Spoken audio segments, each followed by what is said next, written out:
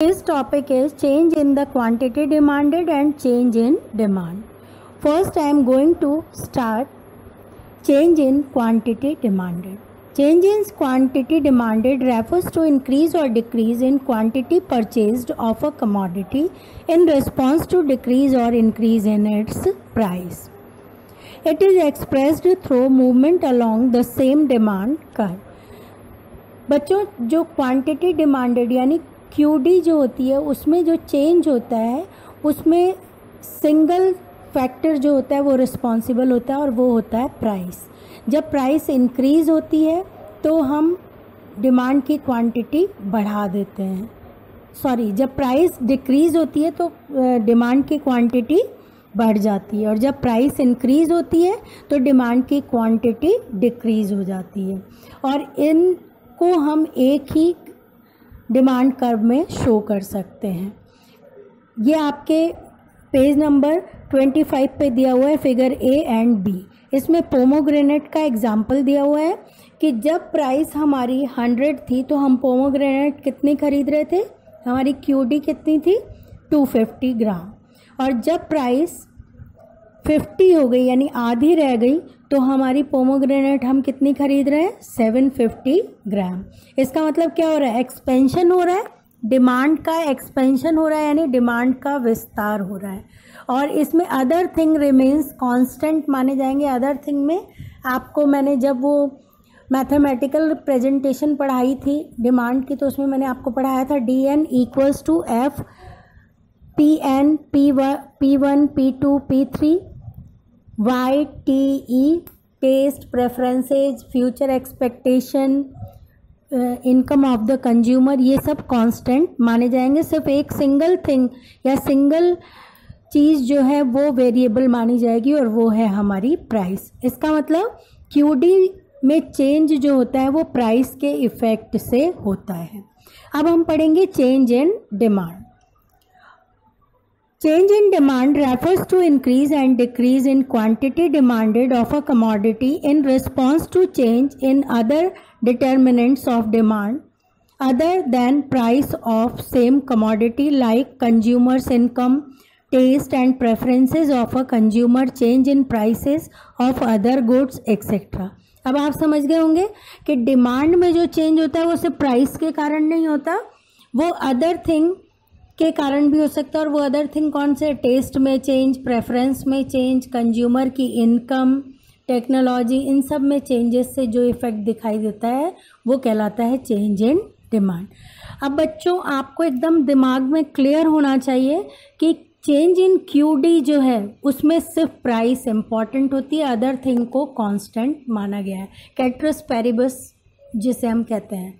और जो सेकंड वाला है चेंज इन डिमांड, उसमें क्या होता है, प्राइस कोई नहीं बल्कि अदर थिंग में भी चेंज होने से डिमांड में चेंज हो सकता है।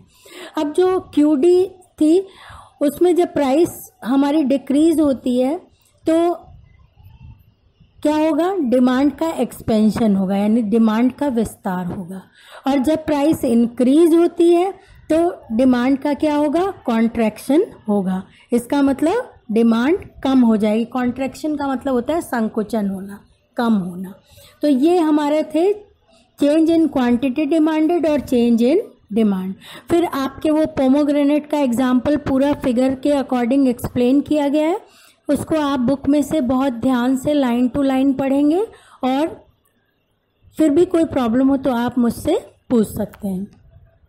फिर आपके दे रखा है नेक्स्ट टॉपिक है shift in demand curve. Demand curve जो होता है वो 2 टाइप का होता है, वो शिफ्ट हो सकता है, एक तो राइट वर्ड शिफ्ट होता है और एक लेफ्ट वर्ड शिफ्ट होता है। तो जब राइट वर्ड शिफ्ट होता है वो डिमांड का एक्सपेंशन शो होता है यानी वो डिमांड का ज़्यादा होना शो कर रहा है, और जब वो लेफ्ट वर्ड शिफ्ट होता है तो वो डिमांड का कम होना शो हो रहा है। आपकी बुक में एरो गलत दिया हुआ है, जहाँ पर लेफ्ट वर्ड दिया हुआ है वहाँ एरो उल्टे साइड बनेगा, आपके में दोनों साइड पॉजिटिव वे में शो किया गया है, उसको आप बुक में करेक्ट कर लेना। फिर नेक्स्ट टॉपिक आपके दिया हुआ है law of demand. Law of demand में क्या है, Various factors influence the demand of commodity like the price of commodity, income of the consumer, price of related good, preferences of consumer and future expectation of price by a consumer. जो determinants हमने पढ़े थे उसके according demand work करती है. अब है demand को जब हम शो करते हैं तो लॉ ऑफ डिमांड जो है वो ये मानती है कैटरस पैरिबस पे डिपेंडेंट होती है. इसमें अदर थिंग को कांस्टेंट माना गया और सिर्फ प्राइस ऑफ कमोडिटी जो है उसको कम और ज़्यादा होने पर डिमांड पे क्या असर होता है उसके अकॉर्डिंग इसे बताया जाता है. फिर बच्चों अभी अभी हमने पढ़ा था कि डिमांड को बहुत सारे डिटर्मिनेंट्स होते हैं जो इफ़ेक्ट डालते हैं डिमांड पे, यानी कंज्यूमर की इनकम और ये सब चीज़ें भी इफ़ेक्ट डालती हैं, taste and preferences, fashion, future expectation. लेकिन जो लॉ ऑफ डिमांड होता है वो सिर्फ एक चीज़ पे बेस में मतलब एक चीज़ पे डिपेंडेंट होता है और वो है प्राइस. प्राइस के कम और ज़्यादा होने पर यानी सिंगल थिंग को ये वेरिएबल मानता है और अदर थिंग को कांस्टेंट मानता है. यानी जब प्राइस राइज होगी तो डिमांड फॉल हो जाएगी, जब प्राइस डाउन होगी तो डिमांड अप हो जाएगी. वही पोमोग्रेनेट का एग्जाम्पल आपकी बुक वाला ही दिया हुआ है. उस एग्जाम्पल को आप अच्छी से रीड करेंगे, ग्राफ को कॉपी में बनाएंगे और कोई प्रॉब्लम अगर आती है तो आप मुझसे पूछ सकते हैं. That's all.